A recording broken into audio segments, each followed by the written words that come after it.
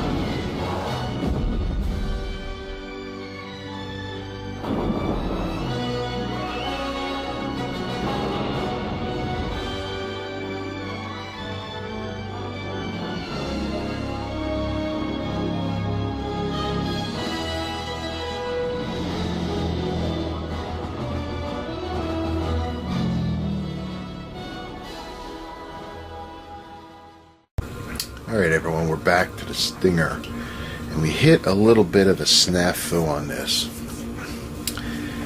Alright, as I've been showing you in the last couple of videos, I've been working feverishly on removing the seam line that goes down the middle here, the seam line that goes around here for the nose, and then filling in the gaps around these, I call them the thruster housing, I don't know what they're really called, but okay.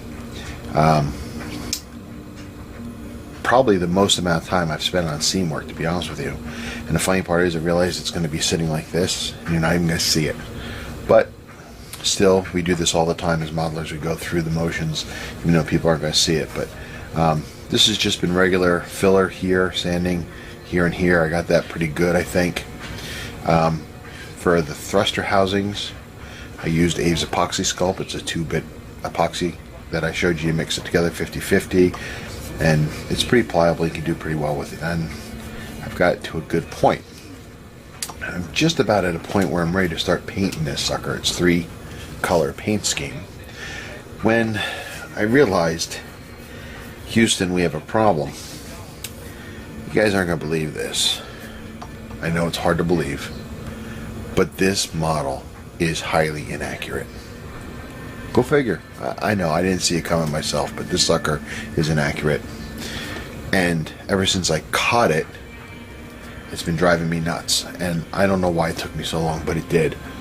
Here's the problem. This right here. Well, we took all the panel lines off, okay, because it's a smooth craft. I left these on just for points of interest.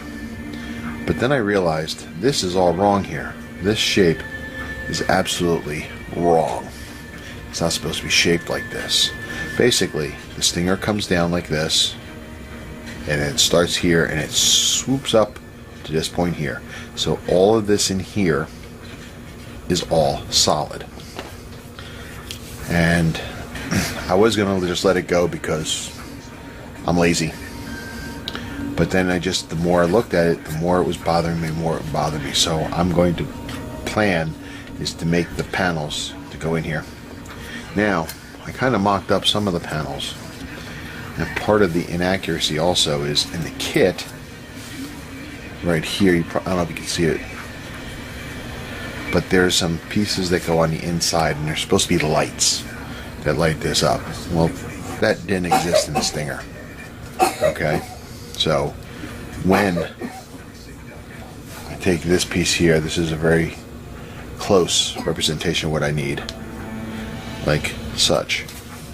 You'll see it cuts into that groove there, and this gives me an idea where I'm going to need to cut this canopy to get this to match right. But I just can't go with the way it is. So I'm going to add the walls, and I'm going to omit the lights for the inside, and I'm hopefully going to paint the panels, the grid work on the canopy more accurately than just the decal shows. So we'll be right back. I forgot one thing I wanted to tell you guys. While I was making these pieces, one of the tools that made it fairly easy was these, and I would suggest anybody going out and getting these for your toolkit. They're very inexpensive. These are called French curves. I've had French curves for years and years and years, going back to grade school when I was into mechanical drawing. But these are really good to have for your toolbox. You know, I just found the right angle, lined it up, and then just used the straight edge, the knife to cut, and voila, I got a straight edge, straight curve, whatever you want to call it, that makes it life good. So anyway, just wanted to add that. So if you're looking for stuff what you should have in your toolbox, not a must-have, but if you're into scratch building, very, very handy. So that's my my soapbox pitch. Be right back. Alright guys, welcome back. We're doing the Stinger project right now, and we're getting closer on the cockpit, as you can see here.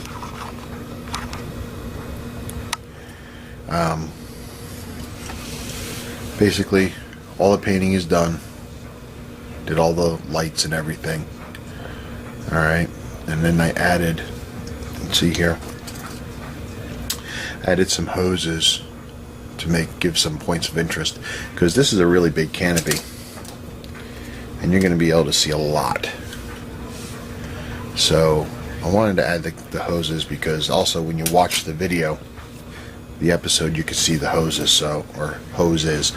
They're not laid out exactly because, well, this cockpit isn't accurate either. You know, the seat should be a little bit more reclined. It shouldn't be up against this back wall like this, and this wall here is actually should come at an angle, say from here up. Okay, so it shouldn't be horizontal like this, but you know, it is what it is. All right. Also for the seat, it's got some nice texture built into the pattern built into the mold, and using a similar kit to this, I'm sure some of you have seen this, okay, Tamiya Materials, okay, not exactly this one, I have one that has blue, and I just took that and rubbed it up and down on the seat, and it brought out all that detail. And it seems funny because when the pilot's in, it's going to cover most of it, but still, you're still going to get to see some of the detail. So it's just trying to bring it out a little bit. So moving along. So be right back.